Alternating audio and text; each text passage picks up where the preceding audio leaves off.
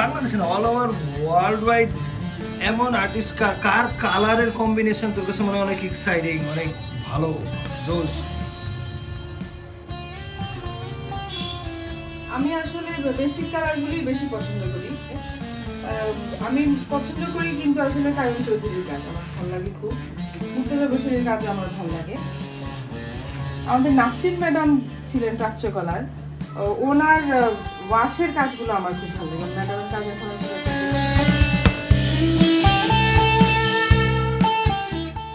যারা পেইন্টিং পছন্দ করে, পেইন্টিং করতে ভালোবাসে, আমার ধারণা তাদের মনে হয় সব থেকে বেশি এক্সাইটেড করে কালার, রং।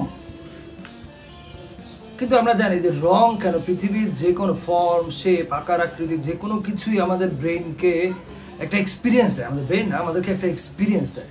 তার মধ্যে পেইন্টাররা সম্ভবত কালারের এক্সপিরিয়েন্সে সব থেকে বেশি আলোড়িত হয়। যেমন পৃথিবীতে বলা হয় যে ভিনসেন্ট ভ্যান গগ হচ্ছে one of the greatest colourist.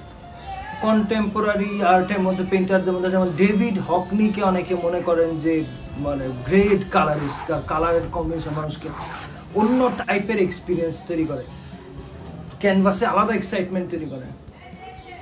তারপরে আমার বউ মৈত্রীরও কালার সেন্স অনেক সুইট, অনেক সফট। আমরা বাংলাদেশে যেমন আমরা যখন ইয়াং ছিলাম, চারুকলায় ভর্তি হই, তখন মাহমুদুর রহমান দীপন ভাইয়ের একটা এক্সিবিশন হয় জয়নুল গ্যালারিতে। ওই প্রথম আমরা ইয়াং, যারা একদম ইয়াং, একটু বাইরের মিউজিক, ব্যান্ডের কাভার, বাইরের কিছু কিছু পেইন্টিং, এগুলির সাথে যারা একটু পরিচিত ছিলাম, তাদের কাছে দীপন ভাইয়ের ওই শো অনেক বেশি আলোড়ন তৈরি করার মতো একটা ছিল। মানে ওই যে চাঁদ কিংবা স্ফিয়ার শেপের, সার্কেল শেপের, ইয়েলো কালার, পুরো ব্যাপারটার মধ্যে যে ধরনের একটা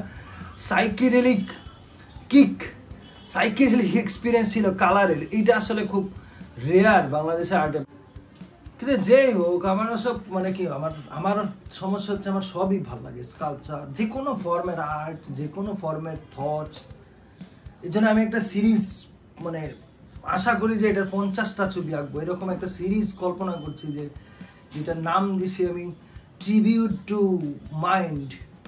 মানে হিউম্যান মাইন্ডকে আমি রেসপেক্ট জানাইতে চাই এই ছবি দিয়ে, এবং ছবিগুলি এমনভাবে আঁকতে চাই যেটা কালারের দিক থেকে এক্সাইটিং, আবার তাকালে যেন মানব জাতির অতীত, বর্তমান, ভবিষ্যৎ, কল্পনা, বাস্তবতা, সমস্ত ব্রেইন, মানুষের ব্রেইন যা যা চিন্তা করছে সবকিছু একসাথে একটা রিফ্লেকশন পাওয়া যায়, দেখা যায়। আমি তো এত স্কিল আর্টিস্ট না, আমার আছে শুধু ভাব।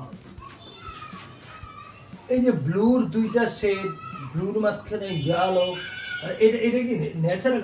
অপরাজিতার মধ্যে ইয়েলো আছে? আমি মনে হতো অপরাজিতার মধ্যে কি ইয়েলো আছে খুব সামান্য পরিমাণে, কিন্তু এখানে আকার ইয়ের জন্য এটা যখন লার্জ স্কেলে দেখায় তখন এটা আবার দিলে একটুখানি কালারের কন্ট্রাস্ট থাকলে দেখতেও ভালো লাগে, সেই জন্য ইয়েলোটা একটু বেশি পরিমাণে। নর্মালি হচ্ছে হোয়াইটের সাথে ব্লুটা ভেতরে চলে যায়, ওই নর্মাল যে সত্যিকার যে অপরাজিতার মধ্যে এখানে এই শেডটা এরকম করে ঢুকে যায়, তো ওখানে কিন্তু কালার ব্লেন্ডিং হয়, নেচারেও কালার ব্লেন্ডিং দেখা যায়। আমাদের এখানে তো অপরাজিতা আছে, কিন্তু এখন তো ফুল নাই। এগুলো মৈত্রী খুঁজে খুঁজে এনে লাগায়। এই যে আচ্ছা, আমরা সম্প্রতি যে মনির ভাই মানে ভূখণ্ড থেকে অপরাজিতা আনলাম, ওইটা কই? ওটা চারাগুলি